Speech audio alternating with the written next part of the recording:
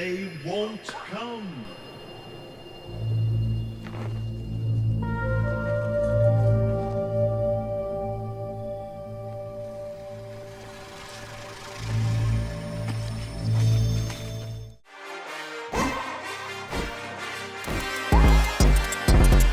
Welcome to a new episode of Real Business Roundtable. Today's episode is If You Build It, They Won't Come. What do we mean by that? Today is a business lesson. Remember, even though we smile, we joke, we kind of have fun on the show, there is an element of seriousness that we need to focus on where we are putting out information based on real case studies, life business experiences that we literally deal with on the daily. Over the last 45 days, I've interacted with two successful business owners. We're going to start off with the first one. And for respect, I will not name names as I normally do because I'm not in the business of shaming people. But as an entrepreneur in my field, I see a lot. I see and I expose myself to a lot where I see patterns, regardless of how much you are on that armchair and you think you're the next business guru, and you've only been involved with one business. Let's just say you did one thing really good. Okay, that's great. But I'm exposed to hundreds and hundreds and hundreds. So being in my industry, I see a lot of patterns and I can see and identify things before they happen. So because we see these patterns, you need to understand that there is validity here. So the first business owner comes up with a great idea. Let's call it an app. The app solved a problem for a section of the marketplace that just... So when we deal with any market, let's say you have your upper echelon, the Bugattis, the Ferraris, then you have the next step down, the BMWs, the Mercedes, the Land Rover, and then you go down and down and down. Well, typically every industry has, top tier market, lower market. This guy had a brilliant idea to serve the very bottom, the very, very bottom of a specific market, a specific industry, cheap money. So I'm kind of thinking like the Sam Walton type of mindset. He's pitching me the idea and I go, stack them high and deep and sell them cheap. Interesting. There's more cheap people than there are people who are willing to invest in their growth. So I'm thinking, okay, he may be onto something. It was a simple 3-click solution and it solved a major problem that most entrepreneurs need. He spent, I believe, I apologize for not remembering, it was either $200,000 or $300,000 into this app. The app works, everything's great. A little bit of planning paralysis going on. Well, I think I need to do this and I think I need to do that. Did you try to sell yet? No, but I think this shade of purple. Oh, what about this page? Oh, let's tinker with this. Oh, let's do. The clock is moving. The clock is moving. The train is moving with or without you. Oh, yeah, the logo. I'm tired of the logo. Did you sell anything yet? Well, we're thinking about changing the shade of orange in the backdrop.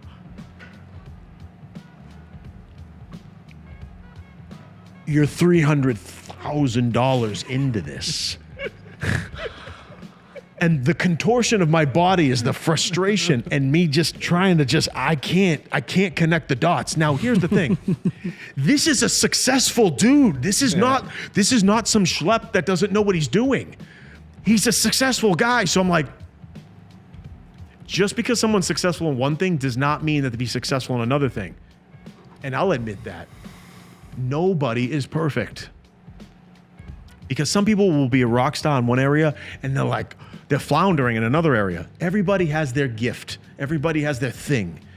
So back to this guy. So he spent a small fortune to develop this app.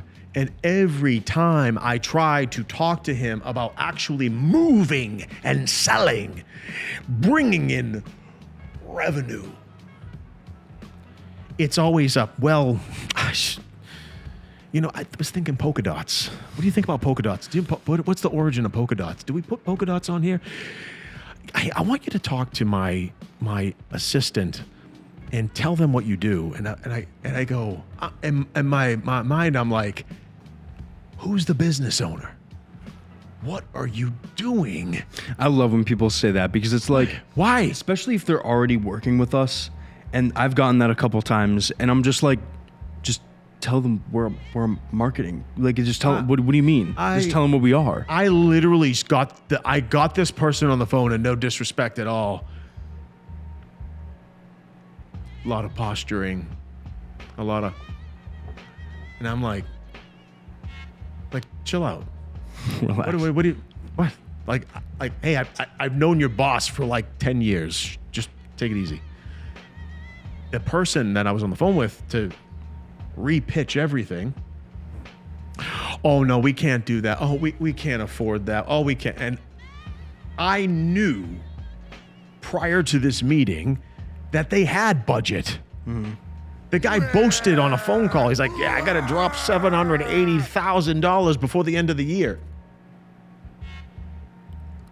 For tax reasons or something. Well, yeah, but end of the year, you want to get rid of money. He already said this to me, right? And we get on the phone with this other assistant or whatever it was, and they're like, "Oh, we are destitute." I didn't know what was going on there. I want to stay on topic. So long story short is, this guy spent a shitload of money on this app, awesome functionality, great business idea, great. Nobody knows about it. So the topic of the show is, if you build it, they won't come. And this stems from the title of the famous movie, Fields of Dreams. If you build it, they will come, right? The baseball field, and the guy's like crying in the field, waiting for the old ghosts to come play some baseball. You build a baseball field in the middle of nowhere, and you sit here and you stare at nothing. Well, nobody's playing baseball here.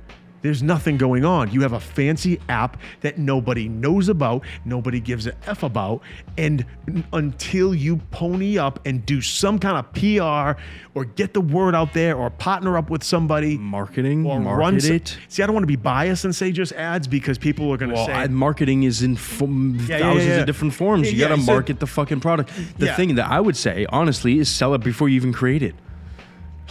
It's a great idea. He has a great idea, and it's literally as simple as 3 clicks, and you can solve a major problem with your business. That it's a requirement.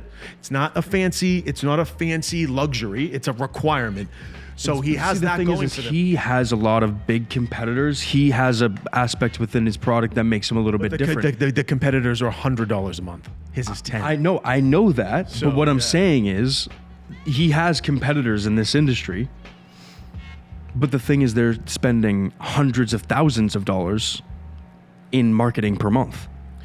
Yeah. That's the part that people don't get sometimes, is like, even with drop shipping, like there's so many different things. You can't just create something and expect it to sell.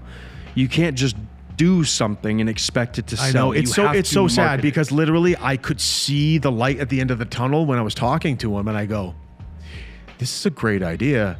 And there's a lot of people that would pay the $10 a month to use this. Let's go after some market share. Let's do it. And it's just, it turned into, all right, I'm gonna do it, to I want to have some planning paralysis, which is the act of basically bullshitting, just twirling pens to avoid the elephant in the room, which is, you need to get the word out there. Well, let's make polka dots. Let's do this. Let's do that. Anything but actually growing and scaling. That's fine. You can reinvent the wheel over and over and over again. Then you're going to have a stale project that maybe something else came around, and before you could put a couple million in your pocket, you're already pushed out based on some advancements in technology. Mm-hmm. So He's now in planning paralysis stage, changing designs. Now he's talking about changing the whole user interface of the app. He goes, you know what? I think I want to change the user interface. And I flat out said, why? Why are we reinventing the wheel? What are you doing? So in business, for the folks at home, if you have something that you invested in, infrastructure that's costly, it's not cheap, right? When you build the thing that you can sell, or the machine that can produce a product or whatever, put it to work. Put it to work and sell. You have to sell. You have to market. You have to get the word out there. Without that, it's a stupid pipe dream that you're gonna sit there, oh yeah, I got this great thing. In your mind, it's a great thing. It's nothing. It's useless. Nobody's using it. Nobody's using it. So this guy, very successful, by the way, and I respect him and I like him. He's a cool guy. He spent a shitload of money on developing this really cool thing that nobody knows about. And he was right on the edge of running an aggressive ad campaign, using some tools, and it's been crickets. And I'm like, I don't know. Well, that is also, he has done very well. He doesn't need the, you know what I mean? The hunger's just not there. Yeah. That happens. That happens.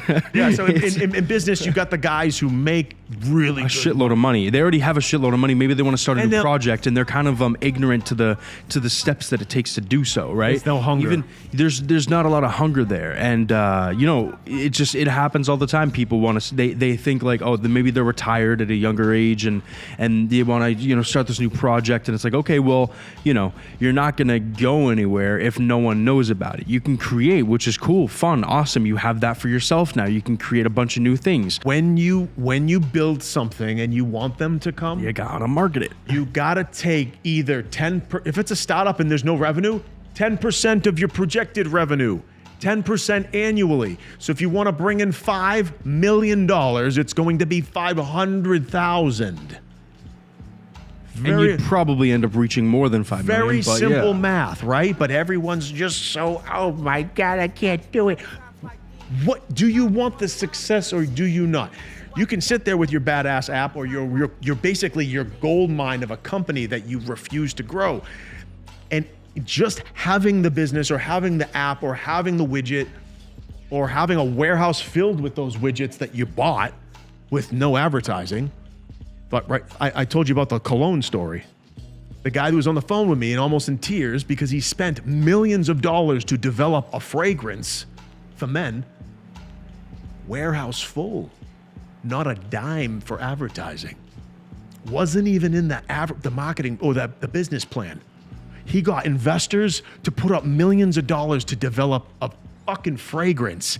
And now he's like, I got a warehouse filled with like millions of bottles. And my heart goes out to all of them, and I hope that their businesses are successful and they figure this out. Next case study was a recent meeting that I had with a very, very front-loaded, investment-heavy, cash-heavy business. This requires equipment, construction, rent, big leases, big. Let me do that again. Big leases. We're talking about an investment of $4.3 million. This is all real. No, it's fake. The people who were part of the setup of this business put up cash, real money. Well, like my mom does. Regular everyday people go like this. Mm-hmm. My mom does this for cash. She likes all of them. It's more of a multiple finger. She goes, yeah, the money. No, not just one finger. It's all. My mom goes, yeah, I want to stay focused. So cash, right? 4.3 million that they put in. That's a good amount of money, right? They put into this equipment, rent, everything, infrastructure, employees, dude, to the nines. I sit down with the main owner, the founder of this insanely huge potential business. Lots of money to be made. He's sitting there. He goes, yeah, I know we need to do this. And I said to him, I go, hey, I live up the street. I didn't know you existed. No disrespect. I did not even know that you were here. I got the the message on my phone, on my calendar. My biz dev guy sets it up. I got the meeting with this guy, Chris or whatever. And I pull up and it was like I was like, what is this place? What is this magical world? And I go in and it's an amazing place. We'll check it out sometime. It's an awesome, awesome place.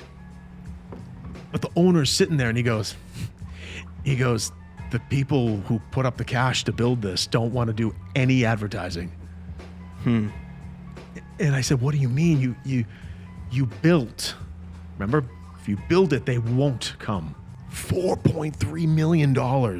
And the people who put up the money don't want to invest into bringing bodies into that business. Think about that for a minute. If I put that much money into something, I would be like, because I know certain things, I would say, yeah, $400K of this is going to go towards advertising. $400K, no questions asked, to the side for the first year. $400K out of that. You want to get real technical? It would be $430,000 for the 4.3. So I see something potentially not so great going for those guys. Yeah. I literally, when he said that the founders, or not the founder, the investors don't want to advertise. Yeah. I got this vision of them putting the equipment on pallets and closing. Like moving stuff. It was weird. I was in there and I just envisioned it and I was like, wow, the level of ignorance. Not from the founder's part. No, from the founder knows and he's wicked frustrated. Guy's pretty fucking jacked too. And he looked like he wanted to break something. Dude, he's a big dude. Yeah. He's like, I don't know. He's like, yeah, I know. We need to do something. He's got these big arms and like, holy crap. But yeah, he was fired up. Like I felt bad because it's like literally blood, sweat, and tears to build something. Then it's all ready to go. And you're like, we're just going to hope 10%, guys. You could say, I want to hit 100 million. Well, you're going to have to come up with 10%. Well, 10% doesn't mean that your advertising agency pockets the money and runs to Canada. No, you petty ass. It means they use the media budget to pay the advertising platform to get your stuff in front of your potential customer. Those platforms require payment. Whether it's Google, Facebook, Instagram, TikTok, AdRoll, whatever, right? They require payment to present what you have, right? The advertising media buy is applied towards the eyeballs we're drawing in. Now, if you have a good product, good service, whatever it might be, and it sells itself, you're going to get unlimited revenue from repeat customers. Did you ever hear about, what was that thing called? Groupon? I don't know if they're still around. Yeah, Groupon. But Groupon, where you have a loss leader, where you're like, hey, I'm going to give you all the biscuits for 1 penny. People show up, biscuits. I want the biscuits for 1 penny, please. But they see your menu and they're like, he's got steak and cheese. He's got prime rib. Yeah. Hey, Joe, do you want some prime rib? Oh, Lucy, you want some French fries? Oh, God, let's order all this stuff. It's called a loss leader in business. You put out a little sample, right? And if you have a good product, a good service, whatever, that will bring on more repeat customers. You'll possibly sell other things. So that little freebie, that little thing that you're giving is going to get them in.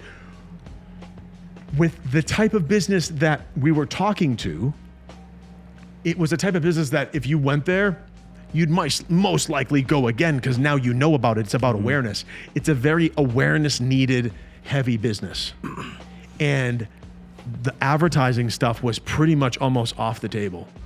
It was like not even an option. But the good news is that he's going to have a serious discussion with the investors and try to talk to them and say, hey, we got some local guys that know how to do this stuff. We don't have to break the bank, but let's at least scratch the surface at least, rather than just not doing anything. So hopefully, crossing my fingers for those guys that they pull through and we can actually do some stuff that will that will pan out for them. Do you ever deal with that where you see people where they well, I mean, yeah, it's, you hear stories about this stuff all the time, and it always kind of makes me think about that the Microsoft story where they didn't even create the software yet, right? Yep, they sold it, and then they created the software. I mean, businesses do this all the time. I see it with like apparel stores, stuff like that. It's like they have not apparel stores, but like, is it something where they have like a pre-order, exactly, or like just whatever it is. You lead with revenue. You lead with revenue, and then you create the product so that you don't put yourself in a situation where you're creating a product, which is then creating debt, which you can't move it, and then you can't pay to move it, and then it's a bad, it's all about strategy. You have to have a strong marketing strategy because the money is where the eyes are at. And if you're not getting in front of those eyes, then you better have some really fucking good luck. Thank you so much for joining us today on Real Business Roundtable. We hope you enjoyed today's episode. Please like, subscribe, turn on post notifications to get notified every single time we post an episode.